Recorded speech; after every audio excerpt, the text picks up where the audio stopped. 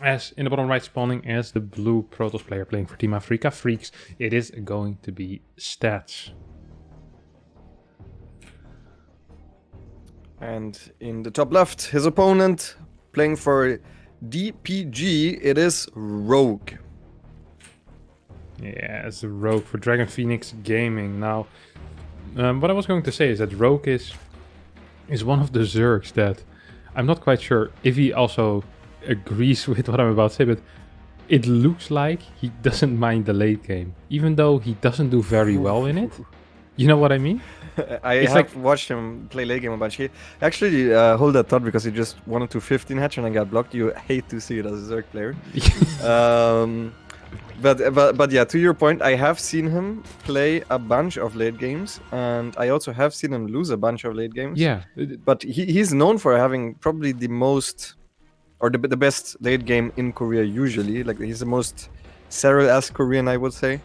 Much more so than like someone like Dark. Yeah, even though Solar had a very good game, and I always feel like even though Solar's playstyle isn't really focused of getting into the late game, if he does get there and he gets set up, I think his unit control is always very, very good, and he's extremely patient, which these are some things that I guess Dark might be lacking a bit more if we're talking about Korean Zergs. And Rogue, of course, I remember him from a series against, I want to say it was Neep in BlizzCon 2018. Yes, the 200 army supply max out. Game on Mech Depot. Mech Depot, yeah. Yeah, a crazy game. But yeah, Rogue likes to play, or well, I keep saying likes, but he finds himself in a late game more often than most other Zergs, whether that is because he doesn't know how to kill TOS before, or because he doesn't mind it as much as the other Zergs. It always surprises me because we mentioned this before, a lot of the time when it does go to that ultra late game, and there's not a lot of things going on the map, the TOS generally has a little bit of an easier time when it does get there, while the early and the mid game usually are the times when the Zerg wants to shine. That doesn't mean it's impossible to win in the late game. We saw Solar do it against Showtime, but it just means that, first of all, you need to be very confident in it, and you do need to outplay your opponent a little bit. You need to outmaneuver your opponent, and in the big fights, the control is very, very difficult for the Zerg player.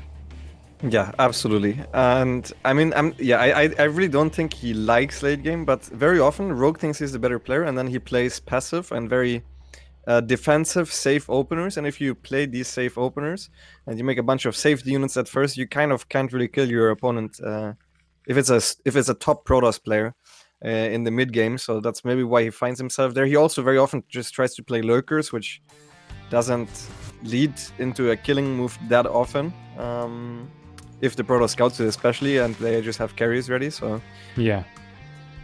And on a map like that, the killing moves in general are a little bit limited, I would say. Yes. As both bases have very tight chokes to attack into, you have very good spots for cannons, for batteries, and still be able to maneuver your army around as well. On top of that, a ramp that leads up into your natural. I should show the Protoss side. A ramp that leads up to your natural that is double force fields, or like 1.5 storm. Like it's... Yeah. It's just a very, very nice defensive map for Protoss. We see a second gate being added here for Stats before he adds that third base, and he has triple adept here. So he's going to be trying to do some damage. This is big. Yeah, adepts coming into Rogue's base, and his Zerglings were in the middle of the map, a little bit out of position. He does run away, and now he's going to catch at least one of the adepts. I liked the drone movement from Rogue a lot here, and he did have the Zerglings ready, so... he only lost a single worker there, I think, right? This was extremely impressive. The drone movement and the speed at which he reacted were so good here. I'm actually very impressed by that. His links were caught on the wrong side of the map. Sure, he had to pull away his workers, but usually you see, I mean, at least 2 drones go down, right? I hardly ever see only one drone go down like this. So very impressive reaction time by Rogue, who also absolutely destroyed Cure in that first series that he played today. So seemingly kind of managed to charge up once again just in time for the big money tournaments. that is a signature move, to just come back when no one expects it and then just play his best S. Okay, once again, nice reaction. It's sometimes even better to react a little bit late to them, because then you lose a little bit less mining time, which is good.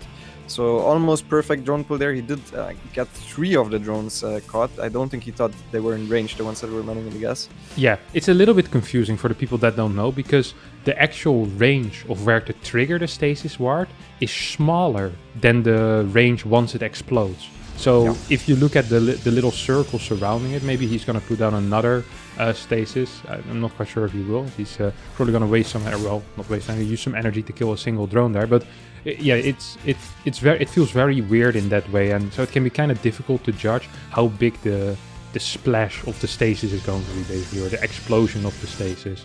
Kind of confuses these units and turns them into statues temporarily.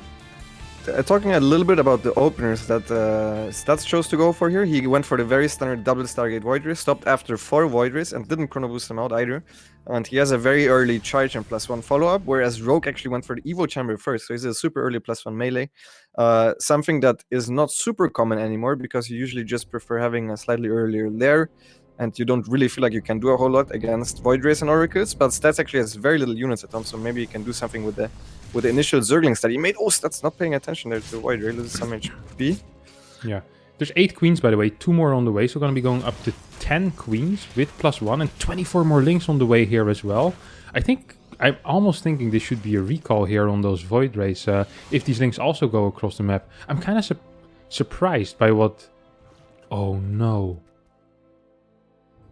Is this going to be Ling Bane into Ultra? It could be. It could very well be. Now this makes some sense actually against the 2 Stargate Void Ray. It's not as bad, and every single time I've seen Rogue play late game, he did also include Ultras, which I think is cool lately, especially. Now that the Void Rays are back, he probably feels a little bit stupid about morphing those Banelings. He would rather had those in drones, and they waddle back home, as Banelings can shoot up, and they're not fast enough to just run past the Void Rays as well. Good Oracle harassment work, or well, at least he's trying, but he does need to cancel that. I don't think he saw the Sport Collar initially when he started that stasis ward, but I think for now his plan has to be to go into Infestation Pit and Hive for... Oh my god. Dude, this is so cool. You know, this used to be a style that a lot of the Koreans actually really, really like. This Ling Bane into... I'm talking 4 or maybe 3 years ago. I want to say it was 2017. I remember a game between Dark and Showtime on something with a P. Proximity? Was that ever a map called? With the back base? Proxima Station? Yeah, something like that. I remember where Dark loved to play this Ling Bane opener as well. And he loved to... I think back then you'd go into Infestors. I can't exactly remember it. So they should still have some good memories with that. And basically what you're going to be doing is you're going to get a lot of Ling Bane with very good upgrades everywhere. As we saw a little bit... Well, we didn't actually see the Baneling run by, but we know that there was a Baneling run by. If the Observer was quick enough, we potentially could have seen it. Yeah. What they're going to do is they're going to try to do basically deny bases with the Ling Bane, which is very, very mobile. And we could even potentially see a push with a lot of queens. Like, I'm talking 18 queens or so. And because the carapace upgrades are actually going to matter, you could have like +1 carriers against +2 carapace queens, and it's going to look absolutely ridiculous. And then with lots of Ling Bane, you're not even necessarily going to kill that many units, because everything most likely is going to be air, but you can clear a crap ton of drones, and then you follow up with double Spire, I assume, right? Yeah, I was with you until you said that part with the Queen attack. No, I do not think that's ever gonna happen. This is part of the Maga play. This is against me on the ladder, man. Yeah, I don't think Rogue watched that game most likely, so well, I really doubt that that will happen. Yeah, but obviously the thought process behind it is that the ground upgrades and the ground army in general of Protoss is gonna be a lot weaker. So usually this style just gets countered by well upgraded Zealots, Archons, and Storms. And then it's on top of it not being super early into attack, it's also greedy. And against the 2 Stargate Void Ray, though, you do have full map control. So not spending any extra gas into early Hydras or something, because you don't actually need them, I think is very smart. Something that I've experimented with a lot, actually, especially against the Disruptor style. I think is is more viable than against the Archon style. But Stats is just completely ignoring what this opponent is doing and just going for the standard setup. I completely agree with you. If this was the Disruptor opener, which you're not very likely to see on Death Aura, by the way, but if it were, then usually the forward pace is a little bit delayed, and you don't have Archons, you don't have access to Fast Storm, and Disruptor doesn't deal too well with big Link Baneling counts, while both Storm and Archons are pretty much the straight-up hard counter against Link Baneling. Now, that being said, we have 7 Infestors coming out with Neural Parasite. We have range upgrades. I'm feeling the Queen Walk Lambo. You are wrong. We're going to see some freaking Queens, man. Why else is he getting range? Yeah, I mean, I think it's just because he has the money for it, to be honest. I still don't really believe in the Queen Walk as he's turtling up with mass spore crawlers. So I think you called it a little bit too early. I like that he's going for 2 Mutas to get rid of the War Prism and the Oracle that's in that airspace. One of the other things that is very annoying about Death Aura is all the dead airspace that is on this map, and now he scouts if there already are carriers on the map, and in general for what the Protoss has with the Overseer and Stats' main base. As you're showing the airspace, yes. All the dead airspace. It is on both sides, actually, yeah. The map is symmetrical. Yeah. I was actually going to go to the bottom side, but then I realized that, shouldn't disrespect my audience too much, so I think they'll be able to figure that out as the Oracle's still in the dead space. I don't think Rogue is actually aware of that. To be honest, I don't think Stats is aware of it anymore either. This guy has 200 energy, and we might just see it there for a long time until Stats needs to look for some detection. He needs to be careful, though. There's not that many Archons here, and the Link Bane actually is going to be moving in. Is there Neural yet? Oh, I don't think there was enough energy, but... okay, I actually have no clue what happened this fight. Blinding Cloud on the Queens, and here's the famed Queen Walk as a Lambo currently on Copium. See the Queens push forward through the Blinding Cloud. That's just Stats getting caught in the middle of the map. Stop it. Just tune down with the pretending a little bit here. As Stats got caught completely off guard. I mean, Stats had all the knowledge right about this being Link Bane. I'm so surprised that his army was 1 Archon and 10 High Templars. Like, am I crazy or is it unreasonable? Yeah, I don't think that's unreasonable, but I also think we need a little bit more at home here, Stats. These links are so well upgraded. They have Adrena already there on 2-2, and once they get into your main base and Archons can't reach them anymore, that actually could be a problem. We see the 5th base getting destroyed by links as well. This is kind of what I was talking about. On a map like Death Aura, the 5th base can be tricky to take for the Protoss player. I'm surprised he took the right one, by the way. Yeah, same. Yeah, I think he was a little bit overconfident in his position. He was like, okay, this is going perfectly so far, and my opponent is trying to rush into late game. So you know what would be great? If I mine a base that is very hard to take right away. And then later on, he can maybe start focusing on taking the left side bases. So I don't mind it overall for Stats, the thought process behind it, but it didn't end up working out too well. Now, usually with the way that game has been going, I would say the Zerg is in a phenomenal position, but Rogue actually stayed on a relatively low drone count, which I don't think is necessary if you play this style against someone that rushes up to carries, but he played it very, very patiently. And the one good thing for him is that Stats' army is very bad against Ultras, but he also doesn't have his own Corruptors yet, so... Yeah, now you might be wondering as a Protoss player what would be good against the Ultra, and even in this situation, just the good old Immortal would be able to dish out a lot of damage, get a bunch of Archons, hold that thought for a second as we have an engagement. This is not quite how Rogue, I think, wants to engage. Up that ramp, he loses a lot of links, but then there's really nothing to deal with these Ultras. Is there any Infestors that can Neural? Doesn't seem to be the case. Queens are moving in. Is there +2 range? Yes, there is +2 range. Blinding Cloud actually being very, very useful here. I feel like Stats should just go back.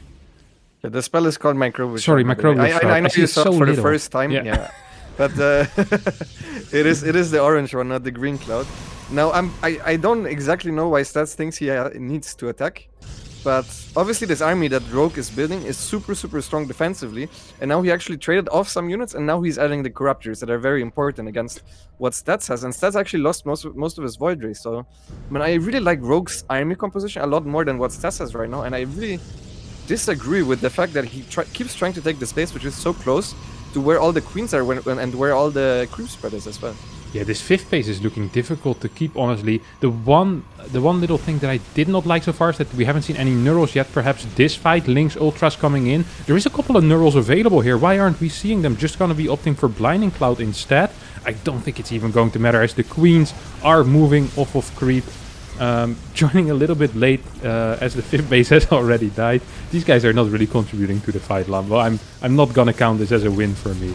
You were right. The Queen Walk is not quite as powerful as I thought it would be. However, Rogue is just absolutely pushing this back and once again putting stats on 4 bases. I showed it earlier, I forgot to mention it, but the unit's loss step is in favor of the Zerg. Yeah. This is something we don't really see, especially not if there was Storm, if there was Archons. Like, these are units that are supposed to trade super cost efficiently. This army of TOS is built around efficiency. Yeah, I'm very surprised. I feel like Stats maybe just never played against us because his army composition is strong. Like the Archons, the amount of Archons that he's doing with worse upgrades than the Ultras are trading absolutely terribly. They don't actually get anything done. And now he warped in extra Zealots and he had the carriers, but you need to wait until you have a like maybe some Immortals or something like that. Yep. But other than that, if you don't do that, you need to wait behind your buildings because that's where the Ultras cannot touch the High Templars very easily. But every single time Rogue obviously sees that Stats is moving out or that Stats is trying to expand, that's when he pounces. And I think Stats made it a little bit easier for Rogue just because of being so aggressive for no apparent reason. Yeah. Maybe just thought he had a good army and he wanted to catch Rogue transitioning, but...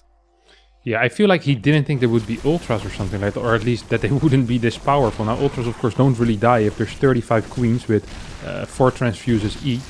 We see these Zealots are taking out a couple of Spines. This is a non-worth it trade, though, right? This is fine if you're on 12 bases and you have cannons everywhere and you're floating 8k, but that's not really the case here for Stats. Like, losing Zealots like that is actually kind of painful. I actually think, though, this time it was very, very good because now he's getting up the base and the buildings, which Rogue would have never allowed if that wasn't the case. Obviously, Rogue didn't need to go to the top right with all the Queens and all the Ultras for a couple of Zealots, specifically because the Zealots versus 3/3 Zerglings actually trade really poorly because they can't two-shot them.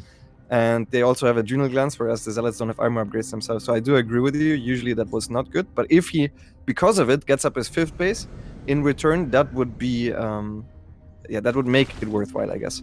Yeah, this seems tricky, though. I'm surprised there's not even a single Viper with this Corruptor army, by the way. That really does surprise me, either for Parabomb or just for Abducts if you do catch that army out, because with Ultra Queen, you're going to be able to push these Templar back very, very often, right? So I guess he's more focused on using those Infestors effectively. This 5th base is not going to survive here. 28 workers have gone down somewhere. As we see a Storm hitting a Queen and an Ultraman.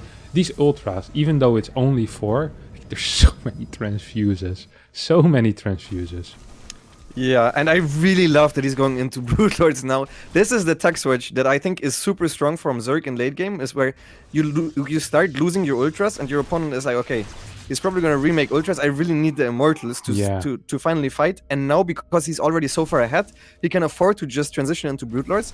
And Stats' army is not ready for a Brood Lord Corruptor army, especially if he also decides to start adding in Vipers. But I'm not even sure how necessary that is, because if you look at the unit counting station of Stats, he has 4 carriers and 6 Voiders, and that's it in the air. Now he has 5 Immortals, 4 Archons, 4 Templars. The army that he needed earlier is now once again countered by what Rogue is doing, and he's just one step ahead of Stats in the series so far. Yeah, Rogue actually always a step ahead so far in this game. Creep is looking strong. The one thing that we mentioned, though, is that he's been playing on a very low drone count, which might also be explaining why Stats felt way more confident in these fights than he should have been, because usually Zergs, when they go into late game, they go 85, 90, sometimes even 100 workers, and they want to use things like Corruptor Viper, big Spore Walls, but Rogue's like, no, I'm getting a fighting army, I have sick upgrades, let's go, baby, and 68, 69 workers, got way better fights than Stats probably expected. Now Stats is in this position where all of a sudden there's 8 Broodlords and you have 4 carriers and 6 Void Rays. There's also like literally 50 transfuses available here. So it's not like they can one-shot Broodlords, carriers and Void Rays. You need Tempest for that, and a couple of Tempest would be really helpful, but I don't really see that transition happening anytime soon. Oh wow, he's going for a recoil play here apparently with the Mothership. And I guess he's like, okay, you can take my base, but if you don't react, I'm gonna take the entire right side of your bases as well. And then, if that happens, maybe he can win a straight-up army fight. Now, Rogue actually left part of his Broodlords there, and I wonder if his army without the Broodlords is still strong enough to kill Stats' army. So maybe this was exactly the move that Stats could have done to come back into this game, making it a little bit crazy here. Yeah. I actually think that Rogue is wondering the same thing as you are. It's like, wait, can I fight without my brutes? He's leaving the brutes there, at least 4 of them.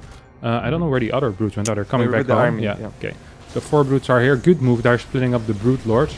We'll be able to take out that left side base. Lots of blinding clouds going down here. As you see the Archons in the back, not really participating in the fights. Couple of Neurals going down. I see at least 1 Neural. Is that on a Void Ray? Yes, it is.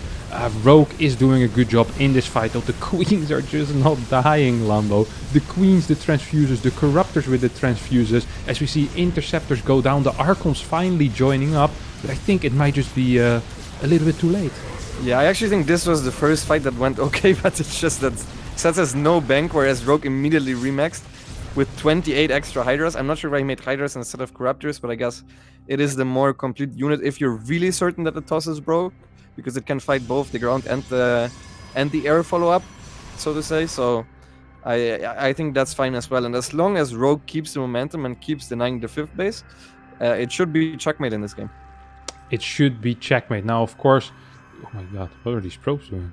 Is that a recall with the mothership? No, it was with the Nexus. I thought that would be really cool if you recall probes with a mothership. You know, the big guy caring about the little guy, Lambo. But once again, not the case. The Nexus have to do the job. Pathetic behavior out of this Protoss operator. As we have... we have a mothership, 7 carriers, 3 Archons. Not a single Immortal again. You know what actually wouldn't be bad now? If he would build a couple of Ultras again.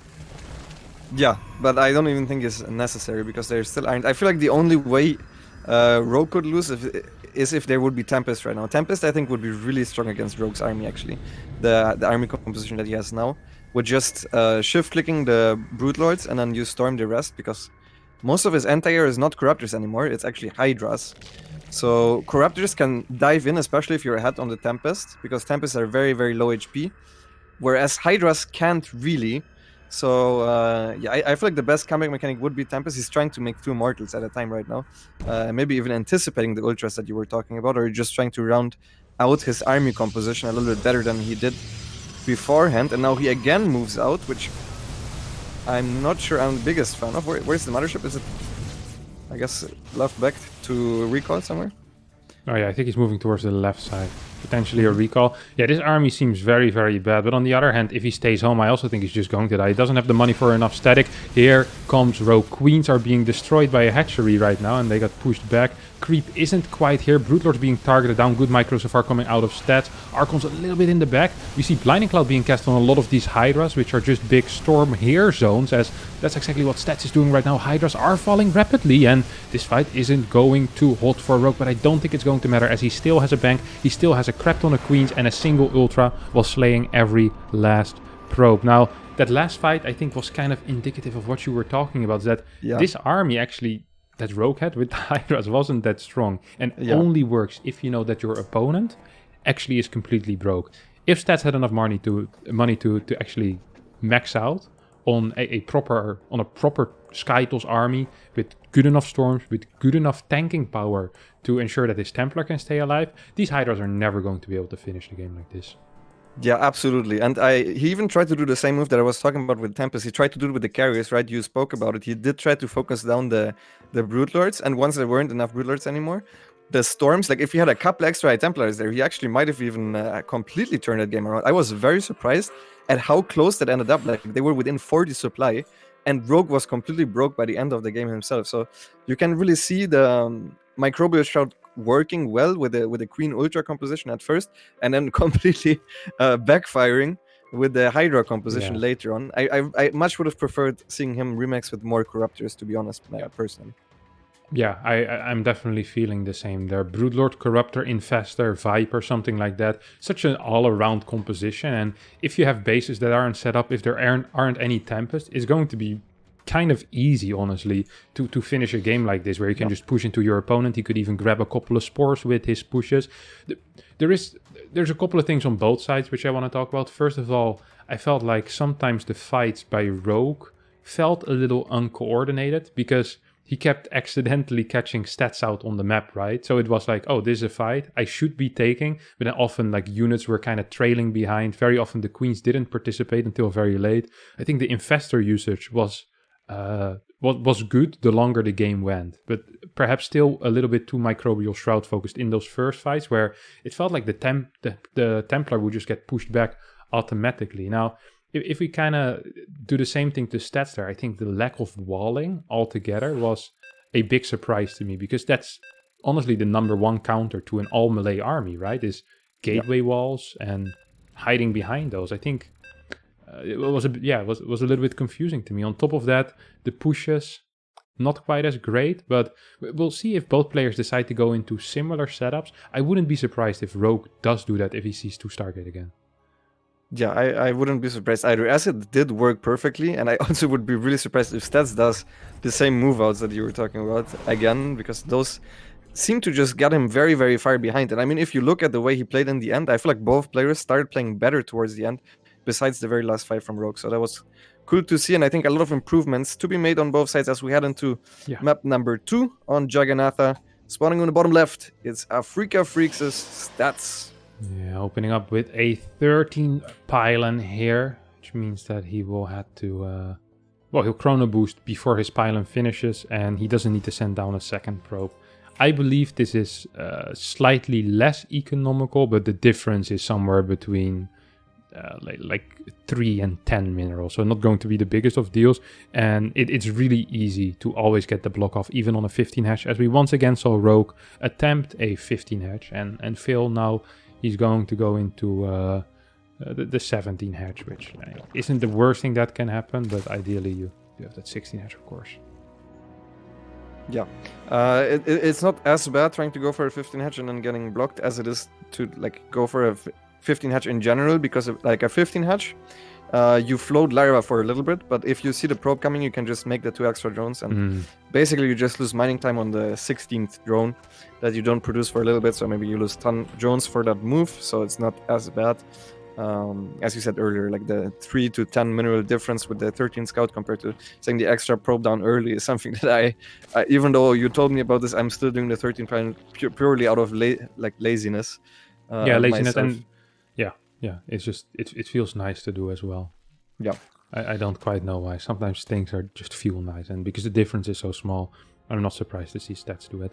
Now we have a hatchery on a 3rd base location here, and we'll see if stats decides to switch it up a little bit. Of course, glaive is a possibility, although I'd be a little bit surprised if we see anything but Stargate, right?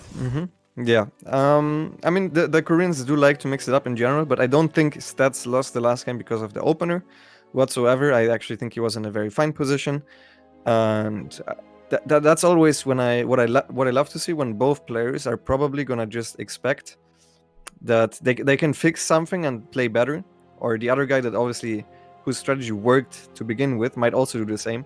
I love to see just the same strategies repeating, especially because the last one was very interesting for me myself, since I haven't seen that pure Lingbane into Ultra style, and I've experimented with it myself as well, but I don't think it's quite figured out yet what the Protoss is supposed to do. Is it greedy? Can Protoss punish it, or should you just go late game? And then how fast should you expand as a Protoss? At the same time as how fast can you get away with getting your Spire upgrades as Zerg? Those are the things that I would love to look forward to if we see this again. Yeah, and also if we do think about that last game, one of the painful moments for the TOS is once he needs to start taking a 5th. If we take a look at this map, we see that it's going to be way easier for TOS to take a 5th, because you kind of have a free 5th tucked into that corner. You take the forward fort on the left side, which has nice walling areas for gateways. And then that bottom right base is such a good 5th base, which you can just full wall basically, and if you're playing against Lingbane Ultra, that should be extremely helpful. Now after that it might get a little bit more difficult, perhaps a 6th base over here, but the bases are a little less spread out, easier to defend on this map than Death Aura, at least if we're talking about the 5th base. The first 4 can be a little bit tricky. Yeah, I think even on Death Aura against the style that Rogue did, it shouldn't actually be that hard to take 5 bases, because he needed the Queens were his only anti-air, right? So it should be relatively easy to split up the army, and the Queens could have never gotten to the other 5th base. I don't know why Stats try to take this 5th base 3 times at the top side of the map. But on this map, like you can't imagine queens just walking towards the 5th base in the bottom right to try and attack that. So if we have similar strategies, which Rogue is going for Ooh. the fast Evo chamber again. What did he cancel? I maybe didn't like the positioning of it. I don't know. I Didn't like the aesthetic. Yeah, Yeah. it's ugly. Let me build it one spot to the left. It's possible. It's possible, of course. 3 overlords on the way here for Rogue. Did he lose? Or I guess he lost the one on the other side of the map, but just a little bit of a supply block. So sloppy mistake. We see Stats moving in with the Void Ray, tanking the Spore Shot. Needs to be careful here though. This is going to be kind of close. Yeah, I was actually gonna say bad focus fire by Rogue, and it almost turned out as super good because he almost ended up getting the Void Ray. Obviously, that should never happen to the Protoss, but Yeah. losing some HP is not the worst, especially against the style that Rogue is doing, because it's not like he wants to go for a Hydra all-in or something where the HP actually matters. Neither is he gonna do a Queen Roach Walk, anything of that sort. So he again is just going for the droning up, making a lot of queens, getting a second gas. Probably we're gonna see a relatively early 4th base as well. And then he's gonna play similarly, whereas Stats is actually the one that is mixing up a little bit with a Robo before Forged Twilight, even though he did go for the 2 Stargate Void. Yeah, this could either mean that he wants to go into Fast Disruptor, or at least have the ability to go into Fast Disruptor if he sees something he doesn't like. Now, Stats is moving out with, what is it? This is 3 Void Rays. There's 1 Oracle on the map somewhere as well. Got another couple of kills. This is 6 kills already on a single Oracle. Kinda sloppy by Rogue. Yeah, a little bit sloppy. That's obviously only for very, very high level. The Zergs got so good at defending this, especially against single Oracles. You shouldn't really lose anything. If those were like 2 Oracles together with a Void Ray or a triple Oracle, then It's a that would be different story. fine. Yeah, but especially if you even make a Spore in the main base, it should not be the case. What are you telling me they're gonna walk across? I have no clue what he was doing, but I was loving it already. He had 2 more queens on the way. Yes. For a second I was thinking like, this could technically also still be like some really old school Hydra Bane stuff, no? Where you want to go into Fast +2 and then start doing run-bys with Banelings. It's really uncommon to see these days though. Yeah, it's not good against the. It's not good at all against the Void Ray style. Yeah. But you can theoretically. He is going for a early Spire now. This doesn't necessarily mean that he also needs to commit to it, because he could still theoretically be playing the exact same style because you just have money with it, and go into a second Evo chamber. But do you think it's just surprise Mutas and gas bank up because he didn't take the gases yet on his 4th base? Oh, he's taking them now. So yeah, it should be something along those lines. Yeah, I think it's going to be actually proper Muta Corruptor here. Well, not correct. Yeah, well, probably. He's gonna. It's so hard to say what's gonna happen. Obviously, the first few Mutas will, if they get a lot of damage, he can perhaps continue doing them. It depends a bit on how the game will go. He's playing freaking Colossi. Oh god, this is not what you want if your Stats. Yeah, this is absolute worst case, and I feel like Stats is kind of trying to blind counter the Ling Bane style. He's going Colossus Childhood Icon, which I assume should be decent against this Ling Bane Queen style. Oh yeah, that absolutely blasted. Yeah. But that's sadly just not the case. So no matter if Rogue is gonna go, well, if he goes Corruptor, he still might die against an Icon kind. But in general, the Spire should be. I mean, this has to be best case, right? This is what you're hoping for as a Zerg player. Yeah, I think anything, yeah, I mean, just in general, not getting scouted is a big deal, right? Usually you don't kind of expect it as a toss, so we saw no batteries, no cannons in the main, nothing in the natural either. Colossi is just, yeah, he's hiding this. He's going to go for Storm, though. This actually is the worst case of the worst case. It isn't just a regular worst case scenario, but Storm over Archons also means that actually defending his main army could be kind of tricky at times. Because there's just not a lot of splash, meaning that both Lynx and Muras will be a lot more effective. Stats will need to pay a lot of attention to every single move he makes, and that can be very, very tricky. We see 2 Phoenixes being built, cannon in the main battery there next to it as well. We see a cannon in the natural. I think he should be fine against these Mutas at least. Ooh. Can he fight that? I think he could have fought those Void Rays, no? It's very, very scary because once you lose some Mutas, the Phoenix can start chasing as well. So I'm not sure he wants to do that. Now he does blow up the wall, but there is no follow-up for it. And now he realizes they're Colossus. And he's probably happy about seeing those for sure because those, I mean, they're kind of static defenses at this point. They don't even really want to rotate in between the bases to expose themselves. And there's also no fleet beacon yet. So the fact that he's still making Mutas, like the moment Stats slips up with his micro one time, he's pretty much dead. So for now, he needs to play super on point with his Phoenix until the what is the upgrade called? The Phoenix range is done. Any impulse crystals. Yeah, this is why I was saying that very often Archons are better in this situation, because you're constantly looking at your Phoenix, which means that if you're not paying attention to your main army and 3 Banelings somehow manage to connect to these Templar, it can be very tight. Void Rays are joining in as well. Super Battery did get burned. 63 workers against 83. 6 Corruptors are on the way here. Now we see this little dance between the Phoenixes without the range and the Mutas who have even less range. And they don't even have a range upgrade, Lambo. This is the true imbalance. Oh.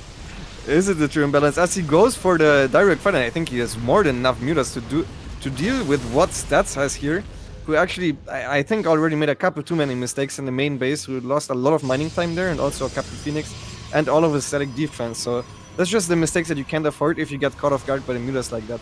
I also think a huge part in this, as we still see the Muta versus Phoenix micro, is that Stats lost the Oracle actually early on. We missed it, but that's usually you should never go without scouting at least the gases on the fortress. Is very uncommon. So yeah, it's such a dead giveaway as well. Once you see 8 gas and pure Ling Bane, not a single roach, no Hydra, it's like, alright, you just built pure mineral units and you have 8 gases. I wonder what that could be. Like, this is either Infestor or this is going to be Muta, and you can't build Infestor, so it's Muta. Yeah, I mean, even if he tried to play the same Ling Bane Infestor set, he would at least drawn up the mineral line first, which is not the case here. The Anium Pulse Crystals gets denied 3.5 seconds before it's done, and things just go from bad to worse for Stats here, as he calls it. GG.